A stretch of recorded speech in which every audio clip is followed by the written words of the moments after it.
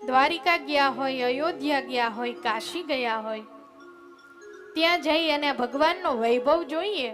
હમણાં જ આપણે બધા કુંભમાં સ્નાન કરવા ગયેલા જે ગયા હોય, બાકી એ ન્યૂઝમાં અપડેટ જોયા હશે કે જે કુંભમાંથી સ્નાન કરીને આવતા હતા એ પછી અયોધ્યા જતા હતા, કાશી જતા હતા, અને કેટલી લાંબી લાઈનો, તો કે સવારના લાઈનમાં ઊભા હોય તો એ સાંજે દર્શન થતા હતા.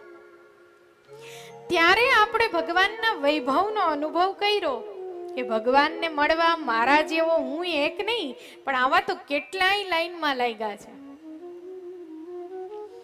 એ જે અહેસાસ તમને ત્યાં જઈને થાય, મહાકાલની ભસ્મ આરતી થતી હોય અને એમાં જે તમને અહેસાસ થાય, કાશીમાં વારાણસીની અંદર ગલીએ ગલીએ જ્યારે શિવલિંગોના દર્શન કરો અને જે અહેસાસ થાય, એવો જ આ 9 દિવસમાં ભગવાનની કથા સાંભળતા થાય કે ભગવાન કેવા કેવા કામી જીવોનો પણ ઉદ્ધાર કરે છે, તો શું મારો નહીં કરે? ભગવાન તો કેવો કલ્યાણકારી દેવ છે, અને ભગવાનને કીધો જ ભોળો નાથ છે કે ભોળાનો ભગવાન છે તો મારો નહીં થાય. એટલે 9 દિવસ તમે જ્યારે આ કથા સાંભળો ત્યારે આટલી પવિત્રતા અને આટલી નિખાલસતા તમારી અંદર પ્રવેશ કરે.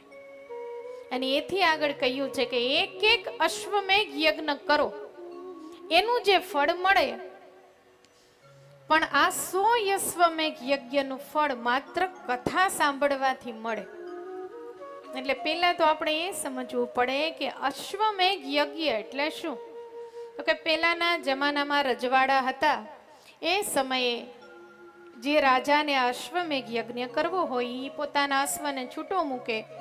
હવે બીજો રાજા જો એના શરણે થઈ જાય તો ઠીક છે, નહીં તો અશ્વને બાંધે ને વળી એમની સાથે યુદ્ધ થાય. એટલે આ રીતે બધા જ રાજાઓને જીતે પછી અશ્વમેઘ યજ્ઞ થાય. હવે તમે વિચારો, આપણી ઓકાત કોઈ રાજા જેટલી તો છે નહીં. આપણે રાજા જેટલું સામર્થ્ય વૈભવ પણ આપણી પાસે નથી, પણ છતાંય અહીંયા એવું દર્શાવ્યું છે કે 100 અશ્વમેઘ યજ્ઞનું ફળ મળે. એનો અર્થ એ છે કે એક રાજા હોય, એ અશ્વમેઘ યજ્ઞ કરતો હોય ને પોતે બધાથી જીતી જાય, પછી એને કેવો આનંદ મળે. અને આપણે પણ પામર જીવો નાની નાની વાતોમાં કોકને હરાવવાથી આનંદ લઈએ છીએ. કોઈ પ્રસંગ હોય, કોઈને ત્યાં આપણે વડીલ તરીકે ગયા હોય, કોઈ આવું સમાજનું કાર્ય હોય, અને એની અંદર કોઈ તમને 2 હાથ જોડીને કહે ભાઈ તારા વગર ન થાતો, તો આપણને બહુ મજા આવે કે કેમ, બાકી જરૂર પડી ને મારી. એટલે આપણી અંદર પણ આવો ક્યાંક અહમ છે.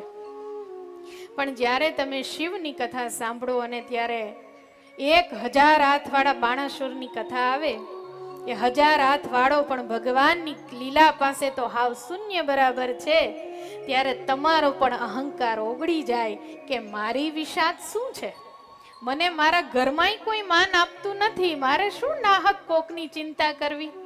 આમ અહંકાર ઓગળે ને એટલે જેમ અશ્વમેઘ યજ્ઞ કરેલો પેલો રાજા જેવો આનંદિત થાય છે કે કેમ, બાકી બધાય મારા શરણે આવી ગયા ને, એમ તમે ને તમે તમારી જાતના શરણે જાઓ અને તમે તમારી જાતને ભગવાનને સમર્પિત કરી દો. ત્યારે એમ સમજવું કે 100 અશ્વમેઘ યજ્ઞનું ફળ માત્ર કથા સાંભળવાથી મળે છે.